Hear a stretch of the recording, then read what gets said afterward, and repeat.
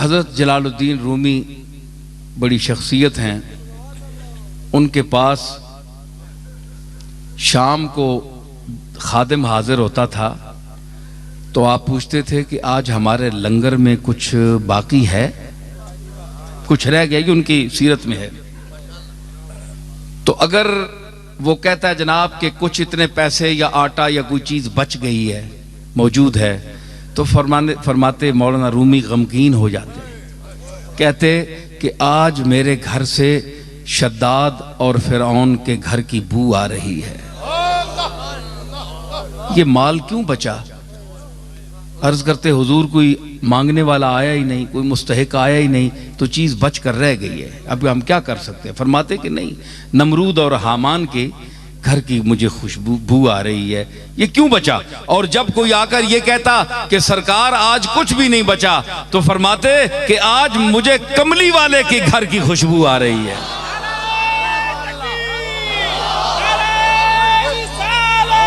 तो मुझे कहाँ की? जनाब कमली वाले के घर की खुशबू आ रही है। क्यों? इसलिए कि वो भी आपके घर में भी कुछ नहीं होता था, सब कुछ होते हुए। मैं ये अर्ज कर रहा था कि इस तबके को अल्लाह ने ला यालमून में शुमार किया, और जो गरीब तबका है, वस्बिर नफ्सका मअल्लज़ीना यदऊन रब्बहुम बिलगदात वल अशी युरीदून वजहा। यही देखिए क्या खिताब है मूसा अलैहिस्सलाम से, और फिरौन के जिक्र किस अंदाज से है। और मैं उस गरीब तबके का आप जिक्र कर रहा हूं कुरान मजीद के ही हवाले से, जिसको मैं रसूलुल्लाह सल्लल्लाहु ताला अलैहि वसल्लम को अल्लाह ताला तालीम दे रहा है। वस्बिर नफ्सका मअल्लज़ीना, ऐ मेरे रसूल अपने आप को जमाए रख, मुत्तसिल रख, मअल्लज़ीना यदऊन रब्बहुम बिलगदात वल अशी, जो अपने रब को पुकारते हैं रात और दिन, और सिर्फ उसकी रजा के तालिब हैं। तफसीरें उठाकर देख लें कि वो तबका कौन था। हजरत खबाब थे, जनाब अबू हुरैरा थे, हैं जी, अम्मार थे, बिलाल थे, सुहैब रूमी थे। ये वो तबका था जो गरीब तरीने हल्का सहाबा था, जिनके पास ना कोई खाने की रोटी थी। उलमा ने लिखा कि ये असहाबे सुफ़ा जो 70 आदमी वहां बैठा करते थे सरकार के जलवागाह के सामने, तो वहां जो बैठे रहते थे और जो टिकटिकी बांधकर दरवाजे की तरफ देखते रहते थे। कुछ पैसा नहीं था, न कोई खाने को, न ओढ़ने को, न बिछोना, कुछ भी नहीं, घर छोड़कर आए थे। कौन घर छोड़ता है? कौन घर छोड़ता है? ये आजकल भी एक तबका है जो चंद दिनों के लिए घर छोड़ता है। तो आप ये न समझें कि ये भी उन सहाबा के इत्तिबा में छोड़ रहा है, उनकी शान और है जी, वो और शान है, ये और अंदाज है, इसके पीछे और बड़ी बातें हैं। अल्लाह करे कि सही नीयत हो तो हमें खुशी होगी। लेकिन उनको देखिए कि जो घर छोड़कर कमली वाले के दरवाजे पर बैठे, हुजूर ने उनको क्यों मना नहीं किया? मैं यहां एक बात करता हूं, भाई इधर देखो मुझे, मैं अब जाने वाला हूं, जा रहा हूं मैं। हुजूर ने उन्हें क्यों मना नहीं किया? अपना घर छोड़ा, अपने बाल बच्चे छोड़ दिए, मेरे दरवाजे पर क्यों बैठे हो? जाओ अपने घर। कोई हदीस मुझे बताएं कि सरकार ने उनको उठाया हो? नहीं उठाया, बैठे रहे सारी उम्र, है जी। उन्होंने भी कहा, है जी, कि हम उठने वाले नहीं हैं, ला बिठाया तेरे कूचे में खुदा ने हमको,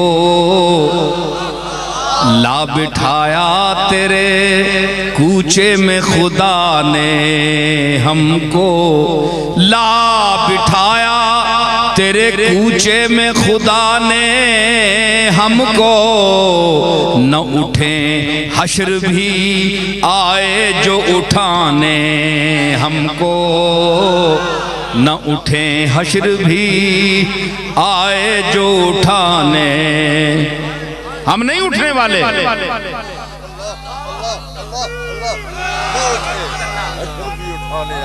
जनाजा बन के उठेंगे, तमन्ना बन के बैठे हैं, हम नहीं जाने वाले, तमन्ना बन के बैठे हैं।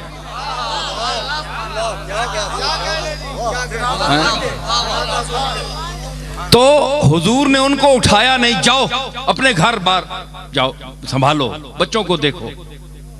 आज जो कहते हैं तुम जाली के सामने क्यों खड़े होते हो, हुजूर नापसंद करते हैं। वहां ऊपर आयत लिखी हुई है, ला तरफऊ अस्वातकुम फौका सौतिन नबी।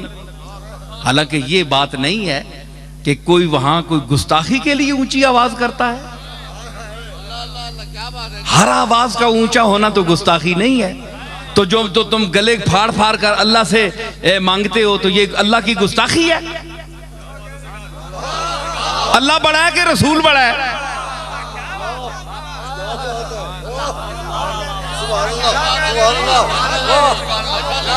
अल्लाह खालिक रसूल है, तो इतने शोर मचाते हो रो रो के, चाहे कोई देवबंदी है, चाहे कोई बरेलवी है, कोई भी है, रोते हैं, आयतें पढ़ते हैं, रुलाते हैं, क्या क्या दिखाते हैं, क्या क्या मंजर दिखाते हैं। तो ये अल्लाह की गुस्ताखी नहीं है? अरे हया वालों को देखा है मैंने, हाँ हमने भी देखा है। तुम तो आंखें फाड़ फाड़ कर चांद को देखते हो, उन्होंने कभी आसमान की तरफ रुख नहीं किया, नजर नहीं उठाई।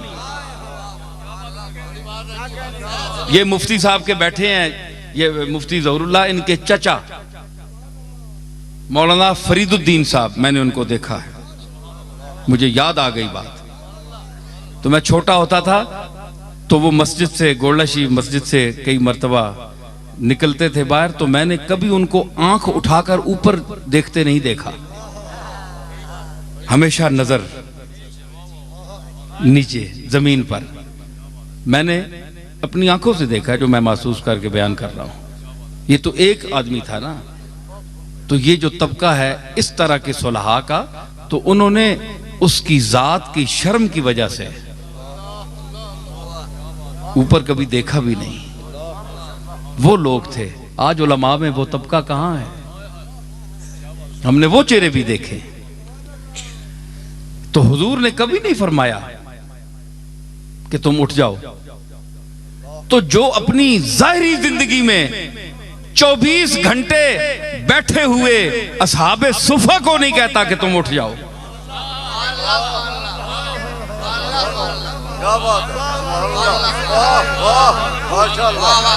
तो आज जाली के सामने जो फकीर बनकर उसकी जाली के सामने अपने दामन फैलाकर खड़े होते हैं, क्या आप ये तवक्को कोई कर सकता है जिसका दिमाग हाजिर हो, जो अक्लमंद हो, जो चब्बल न हो?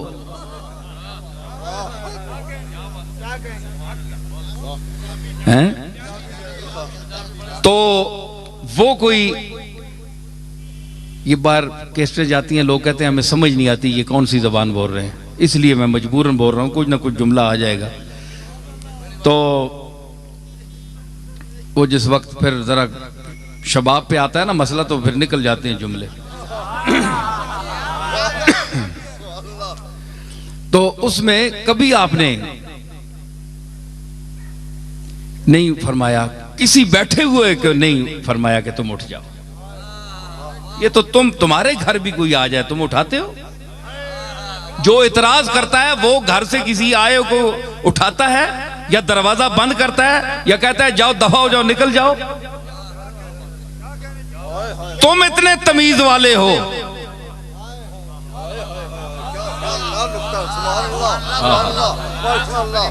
बड़े अखलाक वाले हो, जिसके लिए फरमाया व इन्नका लअला खुलुक़िन अज़ीम कि ऐ मेरे महबूब तू अखलाक अजीमा की उन मनाजिल रफिया पर फायज है कि वहां से ऊपर कोई अखलाक का दर्जा नहीं है। मैंने तुझे वो खुल्क अजीम देकर भेजा। तो तुम क्या समझते हो जो उसकी जाली के सामने जाते हैं हुजूर की तबीयत पर बोझ पड़ता है? तू किसी को भी उठाता नहीं अपने दर से, तू किसी को भी उठाता नहीं अपने दर से, तू किसी को भी उठाता नहीं अपने दर से, तू किसी को भी उठाता नहीं अपने दर से कि तेरी शान के शाया नहीं ऐसा करना, कि तेरी शान के शाया नहीं ऐसा करना, कि तेरी शान के तेरी शान के शाया नहीं ऐसा।